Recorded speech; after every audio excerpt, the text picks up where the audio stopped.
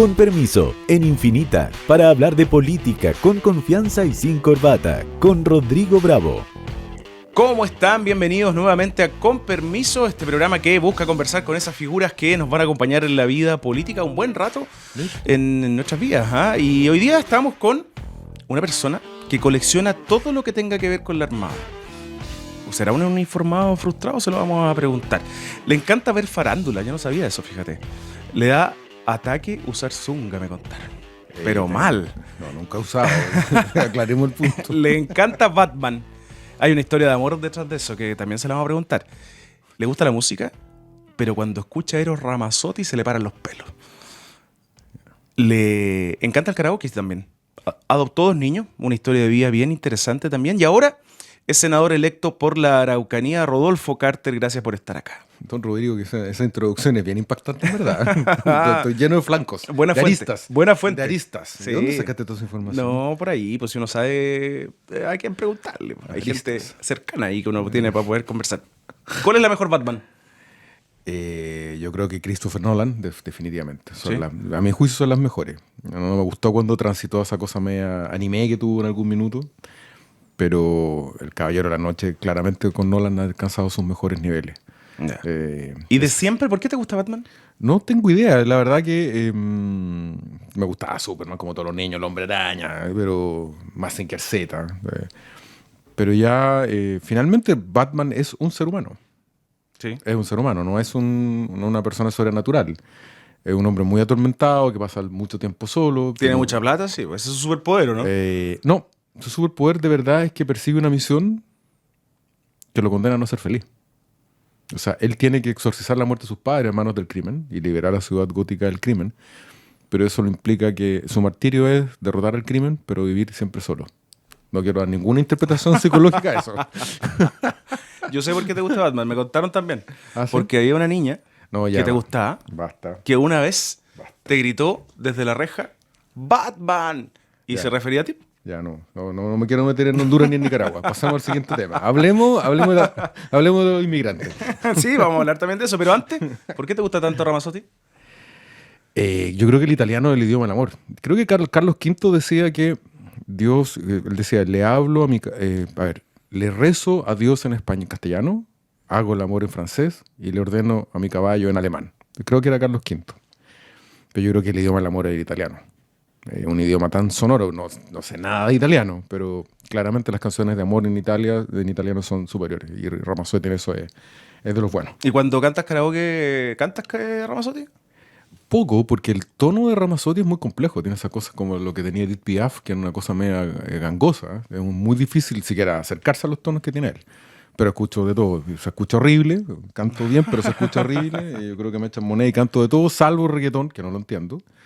Y el metal tampoco se me da, pero el resto lo hacemos a todo, desde la ópera, los boleros. Yo además creo que el tango, en particular, que me gusta mucho por mis abuelos, el tango es la combinación precisa entre poesía y música. Las letras de Santos Discépolo, para el que le guste la poesía, están entre los primeros lugares de la historia de la humanidad en materia de música. Así que recomendar Gira, que era la canción que le gustaba a mis abuelos. Mi papá murió, de hecho, escuchando esa canción. Así que tiene toda una conexión conmigo también el tango. Eso, cuéntame un poquito de tu familia. Siempre que se recuerda tu historia política, cómo llegas a ser alcalde de la Florida primero, se recuerda mucho esa familia que hoy día pareciera ser caricaturesco, pero meritocrática, de esfuerzo, en Peña Blanca. ¿Cómo fueron tu etapa de niño primero, antes que la juventud? Yo nací en Valparaíso, en el Cerro Barón. Mis papás eran allegados en la casa de mis abuelos. Después nos migramos a Peña Blanca, que es el límite norte de Villa Alemana. Peña Blanca se hizo mundialmente famosa por el vidente, ¿de acuerdo? Sí. De Miguel Ángel. Esta sí que no la sabía. Yo fui 2 veces. ¿A ver al vidente? A ver el vidente. ¿A qué edad? 14 años, haber sido. 14, ¿Te dijo 15 algo de lo que pasaba? No, yo no hablé con él. Eran miles de personas que veían que el sol bailaba, que había milagros. La verdad que un niño curioso, pero de verdad fue un fenómeno impactante, porque eran decenas, si no cientos de miles de personas que Estaban convencidas que la Virgen se aparecía en lo que ellos llamaban el Monte Carmelo. Así que fui testigo de primera fila de los milagros de Miguel Ángel, que fue el milagro que se convirtió en María Angélica. Ese fue su milagro más importante. Bueno, viví ahí, nos vinimos a Santiago cuando yo tenía 5 años. Mi papá se vino a trabajar a la SNA, la Sociedad Nacional de Agricultura, y llegamos a vivir a Santiago con 5 años y algo. Me acuerdo que yo lo contaba siempre a los vecinos de la Florida. Llegamos en una micro, que en esa época era la línea 1 y 6, circunvalación Américo Vespucio, era un obús celeste, que daba la vuelta entera a Santiago por la circunvalación Américo Vespucio. Y llegamos en esa micro a lo que era la rotonda departamental, con Avenida de la Florida. Ahí terminaba Santiago, en 1978, por ahí, 77. Ahí terminaba Santiago, de ahí para arriba era todo campo y miseria. A mí nunca se me va a olvidar que había un campamento, el campamento San Rafael, que estaba en el lugar que donde hoy día se emplaza el Plaza Vespucio. Hoy día el metro cuadrado en esa zona está en 100 UF, probablemente más, desde las zonas caras de Santiago. En ese mismo lugar donde está el símbolo del progreso de la Florida, probablemente que es el mall, estaba el lugar donde vivían 40.000 personas sin agua. Y mi papá, nosotros vivíamos en una población serbio, los bloques de 4 pisos en la Villa Los Cupihue. Habían unos incendios que se quemaban 40 casas. Mi papá salía corriendo a ayudar a sacar gente, a tratar de recuperar las pocas cosas que esa gente tenía. Y eso me marcó profundamente porque era el drama del Chile de los 70s, 80s. La mitad era pobreza, la mitad era campo, no había libertad. Era un país miserable. Por eso yo de repente actúo con tanto enojo. Puede ser incluso desproporcionado en algunos casos, porque uno no le puede pedir a alguien de 20 años o 30 años que no vivió ese país que entienda que esto costó mucho, que hubo mucho sufrimiento. Recuperar la libertad en Chile hubo sufrimiento para mucha gente. Y que el país progresara y se convirtiera en un país que avanzaba costó mucho. Mira, esta es una técnica casi de lenguaje que yo tengo. Me toca hablar mucho en público. Entonces, de repente le digo a la gente más joven, ¿ustedes saben lo que es el PEM y el POJ? No me digan que es una APP de tío. El PEM, Plan de Empleo Mínimo, POJ, Plan de Horas de Jefe de Hogar, era el empleo mínimo que había en esa época para la gente que quedaba cesante. Les pagaban 3 lucas y 5 lucas, que en plata ahora serán 30 y 50 por barrer la calle. Antes en Chile tú te quedabas cesante y te ibas a barrer la calle. No había subsidio, no había beneficios, no había caja de alimentos, no había nada. Patada en la raja y a la calle. Bueno, nuestros viejos, mi papá, nuestros abuelos, el 30% de la población, 1 de cada 3 no tuvo pega, tuvo que barrer la calle. Las nuevas generaciones no saben lo que era la sopita de pan, que pasaban golpeando las puertas gente pidiendo pan duro. Esa era la dieta. Te vendían los huesos para hacer sopa de huesos. Ese era nuestro país y con eso uno no quiere tener una visión romántica diciendo que todo pasado fue mejor, pero uno no puede entender su presente y menos proyectarse hacia el futuro si uno no se hace cargo de lo que fue el dolor de Chile. Esto costó mucho y lo que habíamos logrado no era perfecto, tenía un montón de fallas, pero especialmente las generaciones más zorronas del presente, partiendo por el señor que nos gobierna hoy día, nacieron en el colegio británico con un teléfono de un palo. Él no sabe, y muchos como él no saben lo que era compartir la ropa con tu hermano, recibir la de los primos, no saben lo que era, a propósito de la zunga. ¿Por qué era bendita zunga? Matute. Nuestras mamás iban a Mendoza a comprar ropa y la vendían en el barrio. O iban y me acuerdo que una vecina nuestra que hacía Matute iba a Mendoza a comprar ropa y te subvivían. Le vendió a mi mamá una zunga blanca con un tigre, no te voy a explicar en qué parte. Y obviamente me obligaban a usarla. Yo me tapaba con la toalla y que obviamente nunca más la usé. Pero es parte de la historia.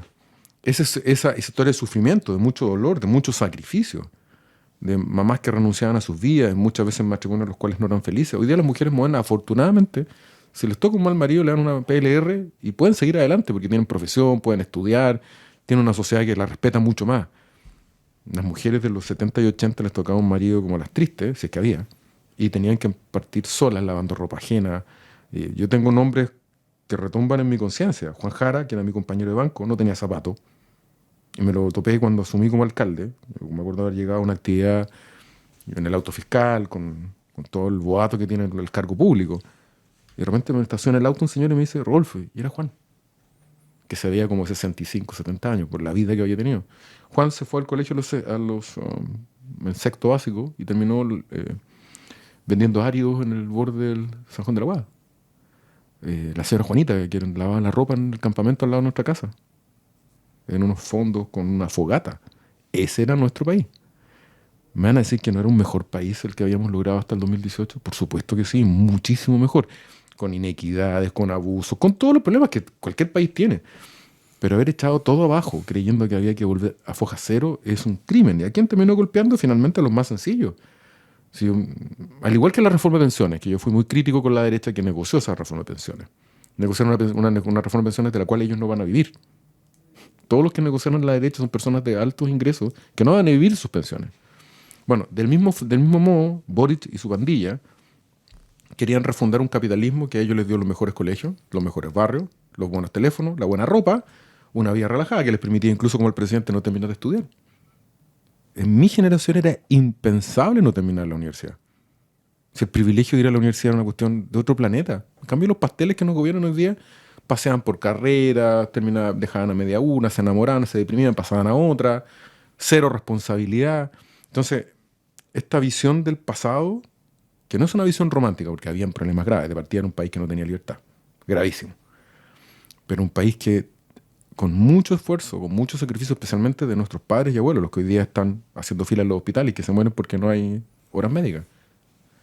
Muchas veces a mí me falta relato para explicar por qué tenemos que pelear por terminar con las horas médicas, porque a nuestros héroes, a los fundadores de Chile, los verdaderos, Taprato, Higgins, Carrera, Manuel Rodríguez, claro, tienen sus plazas y sus monumentos, muy bien, pero los constructores del Chile moderno, que nos permiten a nosotros estar acá y tener un futuro, son nuestros papás y nuestros abuelos, que hoy día muchos tienen enfermedades como Alzheimer, displasia de la cadera, cáncer, y se mueren en las puertas de los hospitales. Este es el país de malagradecidos que hemos construido. ¿Pero eso tiene que ver con esta administración o es una historia No, que fue progresivamente decayendo? Yo tengo la impresión que hasta probablemente Bachelet 1, los tres primeros gobiernos de la Concertación, había una unidad de misión. Sin decirlo, la Concertación comprendió que la forma de prosperar y de hacer justicia social era que este país creciera rápidamente. Y eso implicó aceptar las reglas del juego que había fijado el gobierno o dictadura militar, como tú le quieras decir. ¿Y cómo le dices tú? Dictadura. Pero no voy a decir que depende, pero no es cualquier dictadura. Yo tampoco caigo en la caricatura de que estábamos frente a Hitler. Eso no fue así en Chile. Pero claramente una dictadura. No había poder judicial independiente, no había Congreso, y había un hombre fuerte que era Pinochet. Eso en cualquier ciencia política te van a decir que era una dictadura. Pero efectivamente se cambió radicalmente la historia de nuestro país. Los gobiernos democráticos que lo sucedieron entendieron de que esa era la forma de la prosperidad y romper con el ciclo de la pobreza. Y en algún minuto, yo no sé si con mala intención, pero claramente con un dejo de frivolidad, alguien le dijo a la Concertación, ¿sabe qué?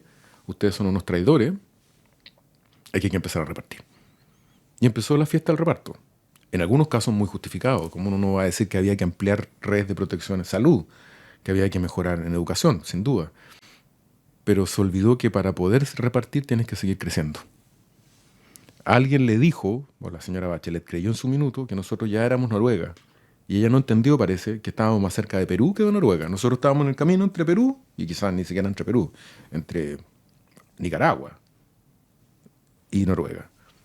Y alguien creyó en la izquierda que ya somos Noruega, entonces ahora hay que solamente repartir. No. Estábamos a la mitad del camino y todavía en la parte media hacia abajo. Porque nuestro ingreso no era lo suficientemente alto, nuestra productividad no era suficientemente alta, la diversificación de nuestra matriz productiva tampoco era suficientemente alta. No habíamos tomado las decisiones más duras. Y empezó la fiesta del derroche, de la responsabilidad, de lo políticamente correcto, la falta de disciplina. Yo creo que nuestros problemas más graves, la gente lo ve como solo la delincuencia, y desde luego lo es, como no lo voy a saber yo. Que maten gente en la calle, que te secuestren o que te roben el auto con una pistola en la mano, no es normal y es gravísimo. Pero yo creo que en algún minuto, Rodrigo, perdimos la confianza entre los chilenos. Nos dejamos de respetar unos con otros. Y eso se ve hasta en el tránsito. Tú pones el intermitente y se te cruzan para no dejarte pasar. Gente que anda en los barrios, incluso en los barrios pitucos, con un perro, un bulldog francés, que es el perro de moda, 1,5 millones, 2 millones de pesos, el perro le saca caca al vecino al lado y no le importa a nadie. Hay que ganar a como sea, haciendo trampa, mintiendo y transversal. En el mundo de los negocios, llenos de escándalos por fraude y estafas entre grupos económicos, y en el nivel popular y medio, lleno de falsas licencias, tirando licencias mulas. Algo nos pasó que perdimos la habilidad de decirnos la verdad, de respetarnos unos con otros, y creo yo que además perdimos el sentido de misión. En algún minuto los chilenos todos transversalmente soñamos con que íbamos a llegar a la tierra prometida, que nos íbamos a convertir en el primer país desarrollado de América Latina, y en algún minuto nos distrajimos. Y nos empezamos a atacar unos con otros, perdimos el respeto. Por eso el presidente Frei, que ya está en los 80 años, hoy día se erige como lo que es. Porque fue un país que no lo reconoce nunca lo que hizo Frei. Solo nos dedicamos a decir que viajaba, que era fome, que la nariz, que no sé qué, y nos enamoramos de una señora que era como la tía buena onda. Pero la tía buena onda lo único que hizo fue matar el progreso de Chile. El viejo fome, el que era latero, el que hizo la pega, nos dio una oportunidad de que Chile hoy día es un país que tiene la mayor cantidad de tratados internacionales, que abrió la oportunidad de que nuestra gente pudiera estudiar en distintas partes del mundo porque somos una economía integrada. Entonces, esta falta como de convicción de que estábamos en un camino hacia el desarrollo nos tiene donde nos tiene. No va a ser fácil salir. No va a ser fácil, porque claramente yo comparto con José Antonio Kast la idea de mano dura para vivir en paz. Pero para vivir en paz también tienes que tener ingresos y prosperidad. Y para tener esa prosperidad del desarrollo ya, vamos a tener que hacer cambios importantes y no lo vamos a pasar bien porque cada uno tiene que cumplir con su deber. Yo tengo una experiencia que solo un programa como este permite contarlo. Por temas personales, y una vez por trabajo me tocó estar en Alemania. Y cumplí con el sueño de manejar en un autobahn sin limitación de velocidad. No es un espectáculo. Tú vas en un auto alemán, un Audi, un BMW a 180 y al lado pasa una monja a 220 y no pasa nada. No había ni un policía, ni una sola cámara. Porque cada alemán entiende que para que esa sociedad funcione, cada uno hace su parte. Tú respetas que si vas a adelantar es por la izquierda, tú manejas por la derecha. La sociedad funciona sin que haya un policía. En Chile, en cambio, tú necesitas un timbre, un notario, una huella digital, un policía, una cámara, una foto, 3 claves que sean alfanuméricas con un signo y no sé qué, y al final te cagan igual. Porque en la base de nuestra sociedad está la desconfianza y la trampa. El día que logremos entender que para que el país funcione, cada uno tiene que honrar su palabra, que no necesita un notario, un gendarme, un policía, ni una huella digital, sino que hacer lo correcto. Solo ahí vamos a ser un país desarrollado. Y esta visión que tienes tan profunda de la sociedad que vivimos, bueno, lo que te tocó a ti, la dictadura como joven, luego el retorno a la democracia, ¿te hizo acercarte a la política? ¿Cómo llegas a la UDI primero? La primera cercanía con la política fue en 1980, yo tenía 8 años, puede ser, casi 9 probablemente. Había una radio, de estas radios a tubos, que obviamente hoy día son piezas de museo y valen una fortuna, que mi abuelo Miguel, papá de mi papá, había traído, porque era marino mercante, había traído desde Estados Unidos. Entonces yo jugaba y las prendía porque se calentaban y uno veía en esos diales que se movían con unas perillitas, las puertos del mundo. Entonces me gustó la historia y la geografía a partir de esa radio. Entonces yo decía La Habana, Moscú, Nueva York, Liverpool, Valparaíso, salía desde luego, la ciudad más extraordinaria de Chile. Y de repente aparece una voz distinta, dice, ¿van a resucitar a los muertos? ¿Vamos a volver al 11 de septiembre de 1973? Eso es falso. Era Eduardo Frei Montalva en el discurso del Caupolicán. En mi casa no se hablaba de política como en la mayoría de los hogares de Chile, y yo le pregunté a mi papá quién era. Y ahí él me contó su historia, y que había conocido a Frei, porque mi familia es de origen demócrata cristiana. Y empecé un niño de 9 años, empecé a entender que había algo más allá que el caballero que hablaba todos los días, que era Pinochet. Hemos llegado a 1900, era todos los días. Había otra cosa. Y empecé a meterme a estudiar historia. Mi abuela María, que seguro está en el cielo, es la que me cuida y me ha permitido sobrevivir a tantas cosas hasta el día de hoy. La abuelita era una gran lectora y a partir de ella empecé a estudiar. Escuché por primera vez de la juventud conservadora, de la falange. Empecé a entender los presidentes hacia atrás y empecé a leer mucho. Yo llegué probablemente primero medio con el curso completo aprobado de historia de cuarto medio ya, porque me gustaba mucho leer. Por ahí me acerqué, por el mundo más bien de la lectura. Y además me tocó, en los últimos años de colegio, un momento en que explota la política en Chile, la venida del Papa, para los que no tenían la edad suficiente. Hay un antes y un después con la venida Juan Pablo II. Cuando Juan Pablo II llega a Chile, salió mucha gente a la calle. Y la gente empezó a expresar sus opiniones con mayor libertad. Entonces fue muy atractivo. Yo tenía cercanía con la democracia cristiana en ese minuto. Creía que teníamos que volver a la democracia. Nunca me han gustado los gobiernos autoritarios, ni creo en el personalismo como solución a nuestros problemas. pero tenía una relación de un niño de 17, 18 años con la política hasta ahí. Cuando entro a la universidad, yo entré siendo más bien demócrata cristiano, por lo menos en el corazón, pero pasó algo bien traumático. El 1 de abril del año 91 yo iba entrando a Derecho Romano, que es el ramo clásico de primer año de los abogados y en la católica en particular, y me tocaba en la N1 en Campo Oriente.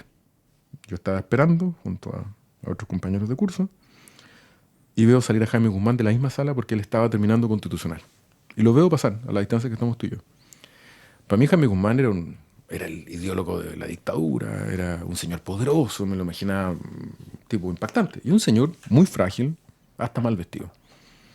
Y pasa frente a nosotros, lo veo pasar, entra a la facultad, y yo no sabía que en el descanso de las escalinatas que iban hacia los estacionamientos de Campo Oriente lo estaba esperando en la oscuridad el Negro Palma. El Negro Palma había sido compañero mío en la Federación de Estudiantes de Santiago. Yo fui presente en mi colegio, por tanto compartí más de alguna vez con él. Y el grupo, la célula del frente, que decide eliminar a Jaime Guzmán, a matar a Jaime Guzmán, no disparan ahí porque estábamos nosotros. Mira cómo son las vueltas de la vida. Una nota al margen. Después cuando me convertí como alcalde, la hermana del negro era secretaria general de la corporación municipal con Jorge Gajardo, que fue el alcalde que yo reemplacé cuando renuncia. Y ella fue muy decente y me fue a presentar la renuncia el mismo día. Yo le dije, primero busca pega. Tú has sido víctima y tu familia también de la violencia en Chile. Porque tu hermano tenía mi misma edad. Y en algún minuto compró el sueño de la revolución proletaria, la violencia, el uso de las armas. Y lo que hizo le costó no solo su vida y su libertad, sino que arruinó a su familia completa. Esa es la tragedia de la violencia. Por eso cuando la izquierda tiene este lenguaje tan estúpido de coquetear con la violencia, del puño, de la lucha. Claro, que otros luchan, que otros terminan presos, no ellos. Pues. Ellos terminan convertidos en parlamentarios o en voceros de gobierno. Pero el que terminó preso fue el Negro Palma y su familia completa, allanada permanentemente por la policía, sin poder encontrar trabajo. Esa es la tragedia de la violencia. Bueno, muere Jaime Guzmán ese día y mi curso completo se remeció. Me hizo clase al día siguiente en Larraín, que era una de las personas más cercanas a Jaime Guzmán, y en Larraín nos dice esa mañana del 2 de abril ya, algo que me acompaña todos los días, nos dice: no importa si eran partidarios o no de Jaime, eso no es lo relevante. Lo que deja a Jaime y lo hace irreemplazable es que todo lo que hizo fue extraordinario. Era extraordinario amigo, extraordinario hijo, extraordinario profesor, extraordinario político. Todo lo hizo extraordinario.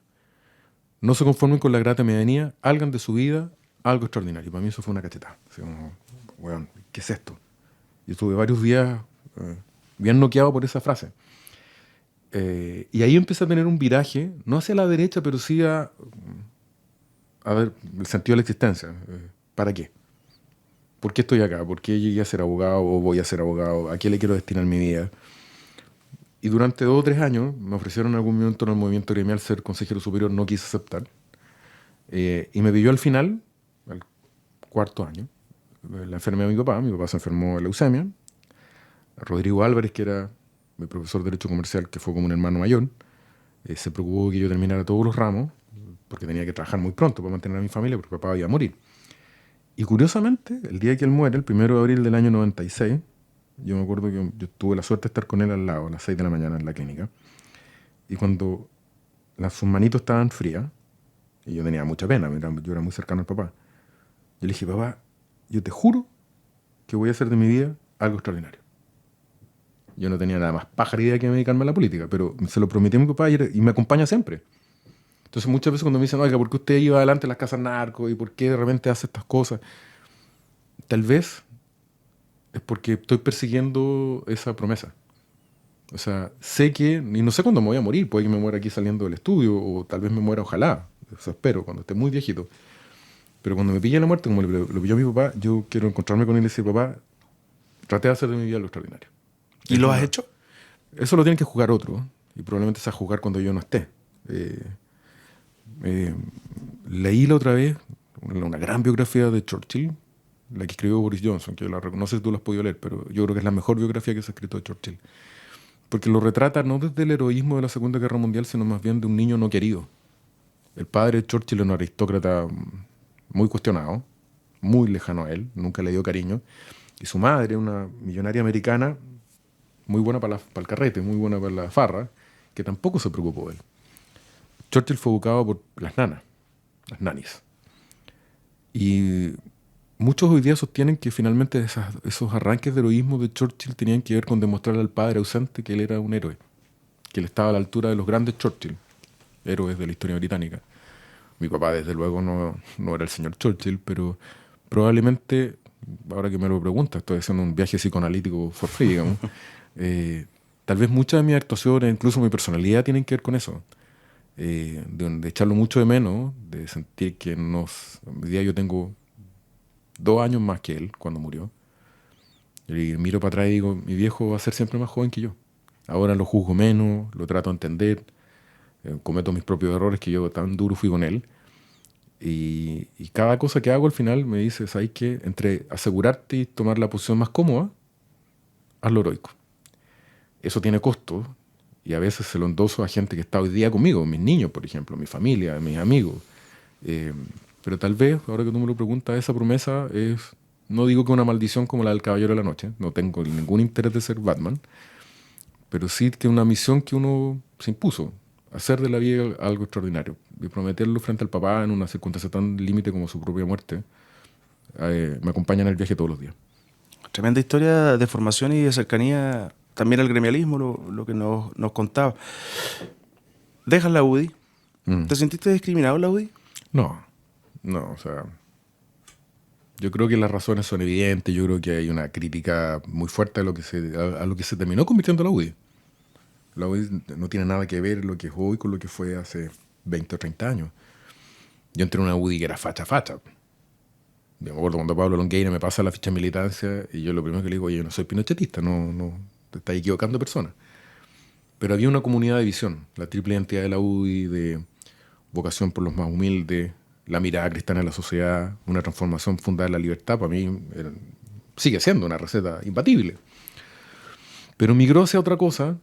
No quisiera, a través de un programa tan influyente como este, agredir a quienes son muchos de ellos mis amigos y fueron parte de mi familia política, pero claramente me sentí incómodo porque sentía que el traje me quedaba chico. O sea, yo creo en la libertad siempre. Una libertad que tiene límites. Sin duda, yo no creo en la libertad zorrona del Frente Amplio que cree que todo da lo mismo y que la libertad depende de la última encuesta y si tenemos que pitearnos los ahorros previsionales y legalizar cualquier cosa con tal de ganar 2 votos 20. No, yo no creo en eso. Yo creo que la libertad tiene 2 caras.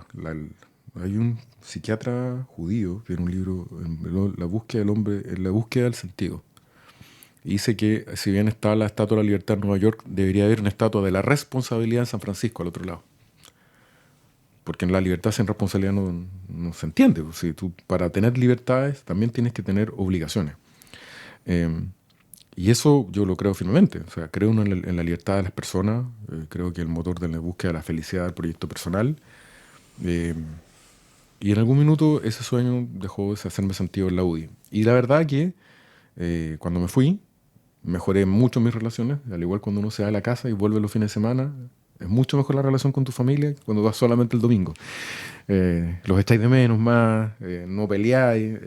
Y nada, ese fue el camino de salida. Creo que me permitió tener un mejor desarrollo personal. Nos hemos echado casi la mitad, más de la mitad del programa, hablando un poco de cómo llegaste a ser lo que eres hoy día, senador electo por la Araucanía, alcalde de la Florida en un periodo bien extenso.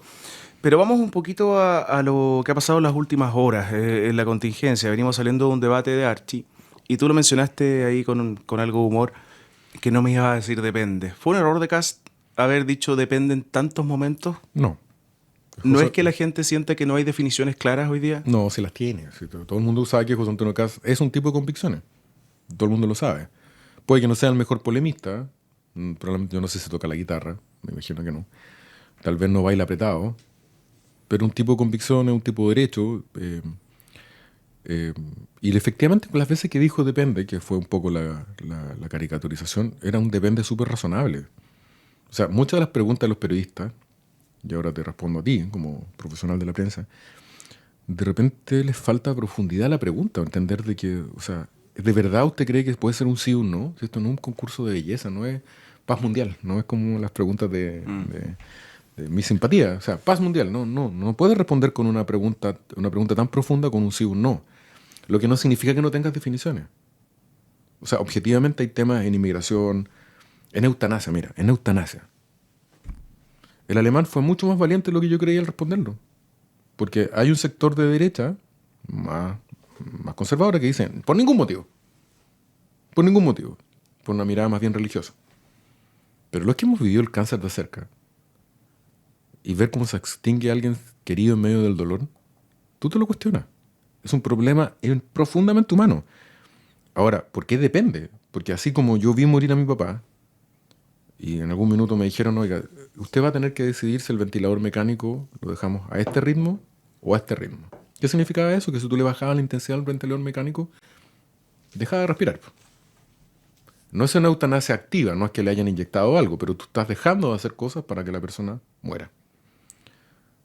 Créeme que lloré toda la noche. Dice, si me equivoqué aquí sí que la cagué.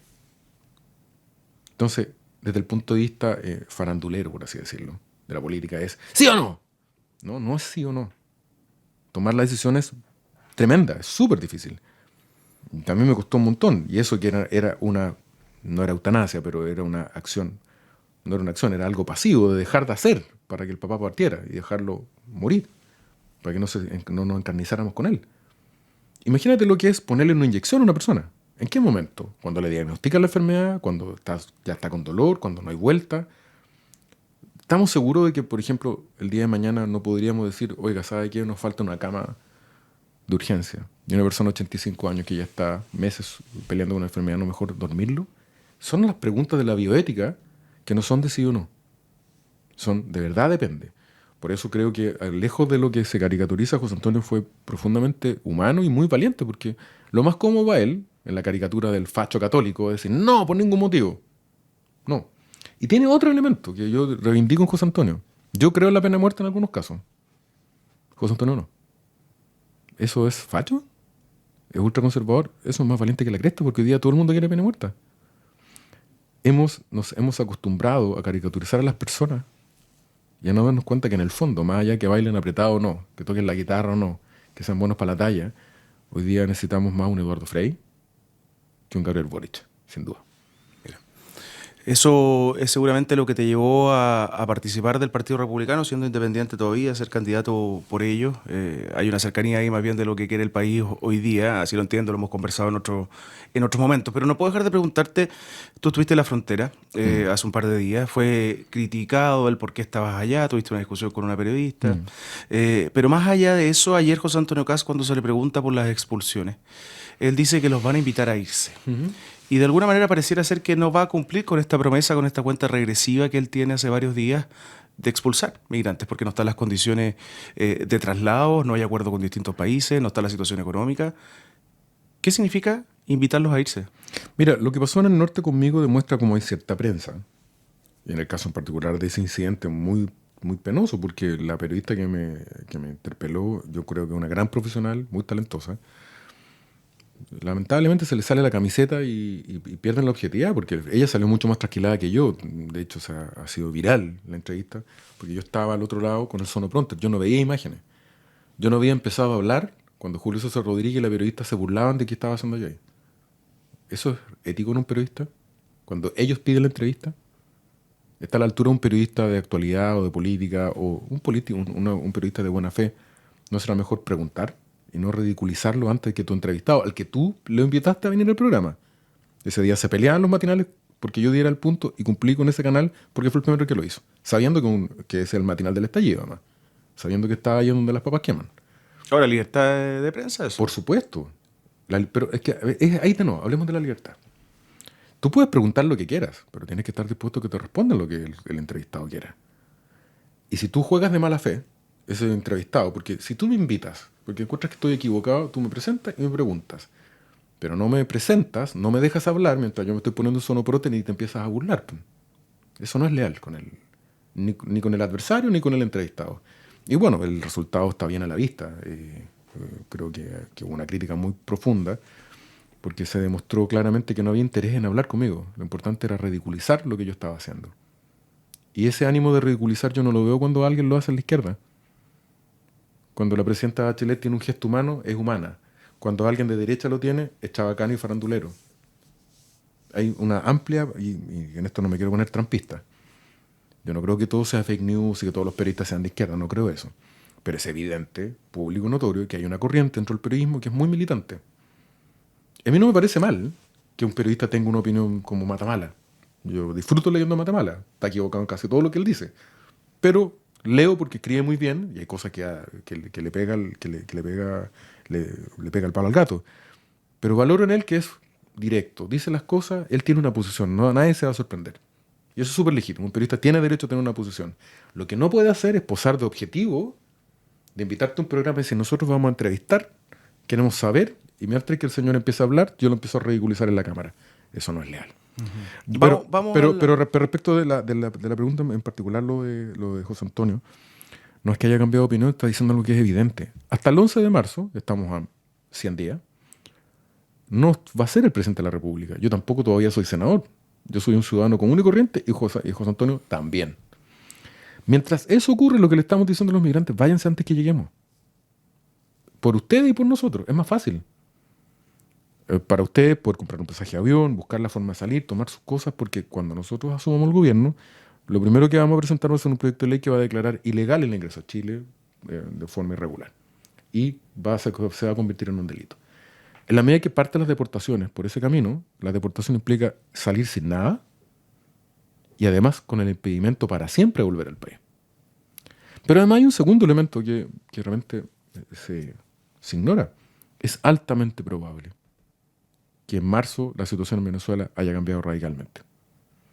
Donald Trump no ha movido la flota norteamericana por nada. Ha ido demasiado lejos para devolverse sin nada en la mano.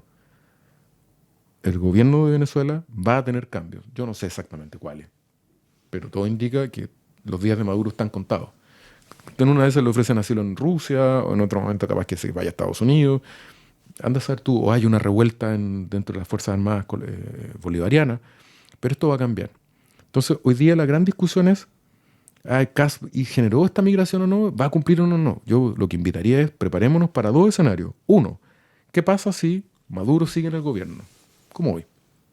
Y ahí tenemos que encontrar el camino para conversar con Perú, Ecuador y Colombia para poder lograr llevar a la gente que quiera partir voluntariamente antes a Caracas. Pero ¿qué pasa si cae Maduro? ¿Qué va a pasar ahí? También vamos a tener que colaborar con la nueva democracia venezolana, ayudar a los que se estabilicen económicamente. Probablemente la OEA va a tener que generar una operación de paz donde va a pedir fuerzas combinadas de los países del continente para poder normalizar el país. No estamos discutiendo eso. ¿Y qué va a pasar cuando vuelva la libertad o se vaya Maduro? Van a haber cientos de miles de venezolanos en todo el continente que van a querer volver con su familia. ¿Estamos conversando eso? No, nadie. Estamos en la caricatura del adversario. Nosotros, en cambio, y en eso José Antonio nos tiene a todos instruidos, y ese fue el sentido de la visita, es qué vamos a tener que hacer para esos dos escenarios. Uno, que es el de hoy. Maduro, dictador, narcotraficante, tirano de Caracas. Ok. Es un tramposo, además, que vive permanentemente engañando a la opinión pública. Pero si llega a ser cierto que termina el gobierno de Maduro y transita hacia algo distinto, ojalá una democracia, nosotros probablemente ahí vamos a tener un flujo migratorio para el cual tenemos que estar preparados. Una relación franca con Perú, que no quiere a los inmigrantes chilenos en su calle, por tanto, con la franqueza. ¿Quién se pone con el traslado? ¿Cuál va a ser el traslado? ¿Quién los vigila? ¿Quién los alimenta? Lo verdaderamente, con esto termino esta respuesta, o sea, había hablado del tema humanitario, que usted no tiene corazón. Lo más inhumano de un político es mentirle a la gente. Lo más inhumano de un político chileno es no poner primero a su pueblo. Pero si es de perogrullo, Rodrigo. Tú en tu casa, y yo en la mía. Si tú ves a alguien con un problema, probablemente le prestarías asilo. Pero no sacarías a tus hijos a la calle. Lo ayudarías si tienes espacio, si tienes capacidad. Hoy día, en amplios sectores de nuestra sociedad, los chilenos más humildes dicen, ¿pero qué está ocurriendo? ¿Por qué yo no tengo los derechos si soy chileno? Nací acá, pago los impuestos, trabajo acá, mi familia, y viene un inmigrante y se salta la fila. No vamos a alcanzar a hablar seguro, pero mira lo que dice Monte. A partir de la toma, hay más de una fila. ¿Tú te das cuenta de lo que significa ese discurso? Es romper con la tradición legalista de Chile. El subsidio habitacional, que es un beneficio increíble a nivel mundial, que el Estado chileno le da a las personas para tener casa, descansaba en postular. Y a veces tenía que postular durante 8, 10 años ahorrando plata. Este gobierno cobarde, poblado por mediocres, partiendo por el señor Monte, yo se lo escuché decir muchas veces como ministro de la Florida. En la Florida, nadie puede saltarse la fila porque es natural y obvio. Pero como no tuvieron el coraje de decir la verdad, hoy día nos dice, hay más de una fila. ¿A quién crees que ofende más eso? Al chileno que ha estado durante 10 años ahorrando para su casa y de repente un ministro mediocre y un presidente mediocre dicen, no, la verdad es que hay otra fila más para los violentos, para los peligrosos, para los que ponen la pata encima. Entonces cuando la candidata de la continuidad habla de abusar y de joder en su lenguaje tan profano, bueno, resulta así como hay empresarios que ella sostiene que abusan de los más pobres a través de la colusión, ella y su gobierno favorecen a los violentos, que es la población, se saltan la fila con aquellos que no marchan ni gritan. Eso acaba de promulgar en términos tácitos este gobierno a través del ministro de Vivienda. Lo que estamos diciendo nosotros, antes que lleguemos, váyanse, es lo mejor. Busquemos el camino. Nos estamos preparando para los dos escenarios, con Maduro en Caracas, sin Maduro en Caracas. Y evidentemente, con responsabilidad, nosotros tampoco vamos a decir que vamos a expulsar 350.000 personas en 6 meses, eso es imposible. Pero de nuevo, y ahí termino porque es un tema mucho más largo, lamentablemente en la clase política tradicional, y partiendo por este mal gobierno, las soluciones no hacen nada. No hacen nada. Entonces, al final, lo único que tenemos que hacer es agachar la cabeza y que la gente siga sufriendo permanentemente.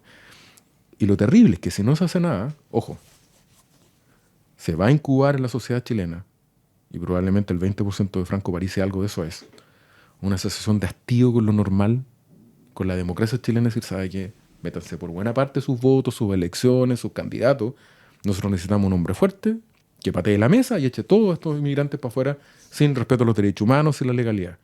Mientras la élite se toma sus whisky en La Reina, Alta, en Vitacura, en Barnechea y divaga sobre la inmortalidad del Congreso, la gente está hasta el cuello con los problemas de delincuencia e inmigración y esa gente le dice, mire compadre, nosotros votamos. Hace un par de días Juan Sutil dijo una frase que yo sé que no la piensa realmente, pero fue una muy mala frase. Cuando le preguntaron por qué había ganado Evelyn en los distritos más exclusivos de la ciudad de Santiago. Y él sostenía que era la gente más informada, la que entiende mejor los problemas. Y en una de esas tiene razón. Efectivamente, una persona que tiene mayor nivel educacional tiene una profundidad ideológica distinta. Pero esa persona es tan chilena como la que vive en la pobreza. Y probablemente el que vive en la pobreza ve en el voto la única opción que tiene para cambiar su realidad.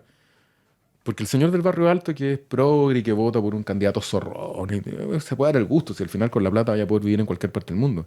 Pero al final, el más humilde, el más sencillo, el que vive ahogado por la delincuencia, la falta de empleo o la falta de salud, ve en su elección la única oportunidad en que puede hablar en la sociedad y porque su voto vale lo mismo que la de un millonario poderoso. Rodolfo, se nos acabó el tiempo. Es la conversación más larga que hemos tenido. Me van a retar, pero fue bien interesante. Nos faltaron muchos temas. Solo te pido una palabra para definir a José Antonio Kast. Un patriota. Janet Jara. Una caricatura. ¿Vas a intentar ser presidente de la República de nuevo? Se acabó el tiempo. Muchas gracias. Respuesta de José Antonio Kast también en el debate. Muchas gracias, Rodolfo, por acompañarnos. Vamos a estar en todas nuestras plataformas para que nos sigan, para que lo compartan y nos vemos la próxima semana. Con permiso, en Infinita, la política a micrófono abierto.